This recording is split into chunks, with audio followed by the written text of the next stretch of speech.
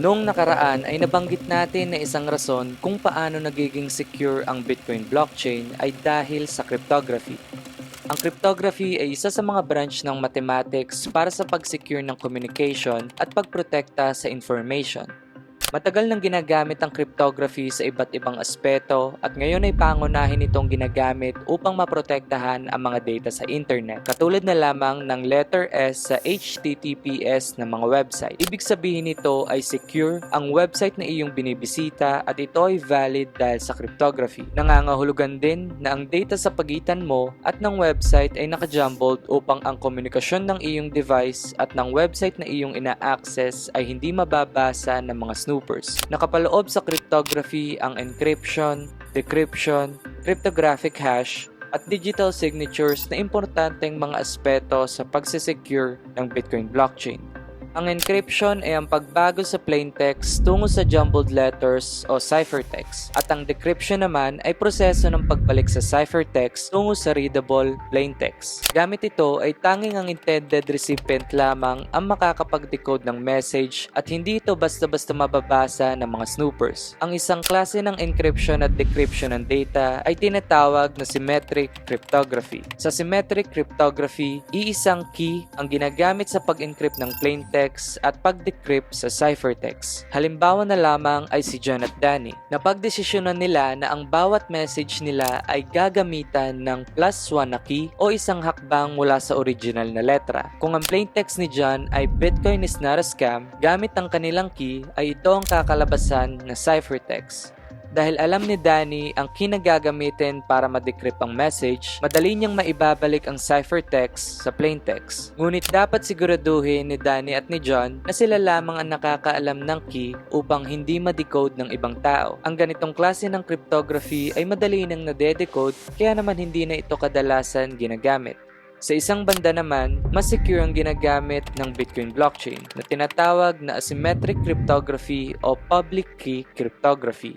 Dito ay magkaibang kinaginagamit sa pag-encrypt ng plain text at pag-decrypt ng ciphertext. Tinatawag itong public at private key o sa kabuuan ay key pair. Ang public key ay mula mismo sa private key. Maaaring ikalat ang public key sa network upang gamitin sa pag-encrypt ng mga data na gustong isend sa'yo ng ibang address. Habang ang encrypted messages na matatanggap mula sa ibang address ay madedecrypt naman gamit ang iyong private key. Importante na ikaw lamang ang nakakaalam ng private key upang masigurado na bilang intended recipient, ikaw lamang ang makakapag-decode ng information.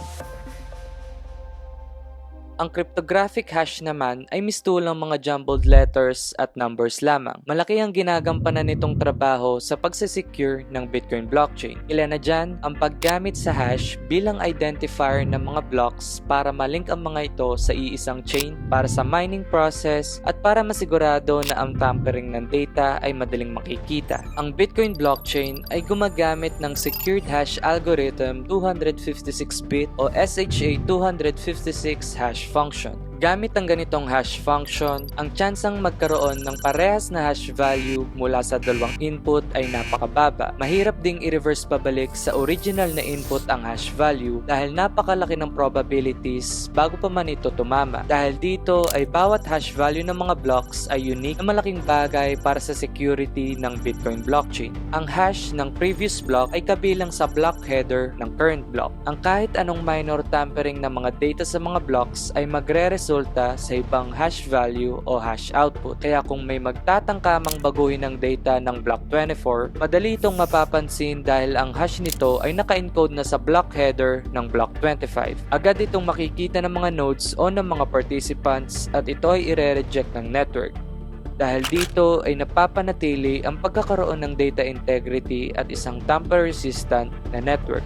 Ang digital signature sa isang banda ay para sa authentication ng transaction o ng mga message. Ito ay na-generate mula sa hash value ng isang document o transaction gamit ang private key ng user. Ang kabaliktaran lamang, private key ang kadalasang ginagamit para sa encryption at public key naman para sa decryption. Kung mayroon kang gustong iparating na message o transaction, ito ay i-encrypt o pipirmahan mo digitally. Gamit ang iyong private key, ang sino mang may alam ng iyong public key ay ma-verify na ang signature na nakalagay sa document o transaction ay talagang tugma sa'yo na holder ng associated private key. Kumpara sa traditional na pagpirma, mas valid at secure ang digital signature dahil ito ay one-time proof lamang.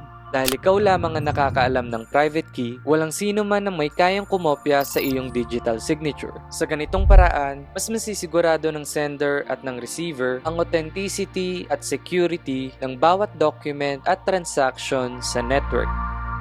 Sa kabuuan, ang cryptography at ang mga nakapaloob dito na encryption, decryption, cryptographic hash at digital signature ay may malaking role sa pagsesecure ng Bitcoin blockchain. Mula sa pag-e-encrypt ng mga data at pagpapanatili ng data integrity gamit ang hash functions, ang mga ito ang matibay na pundasyon ng isang tamper-resistant at secure na network.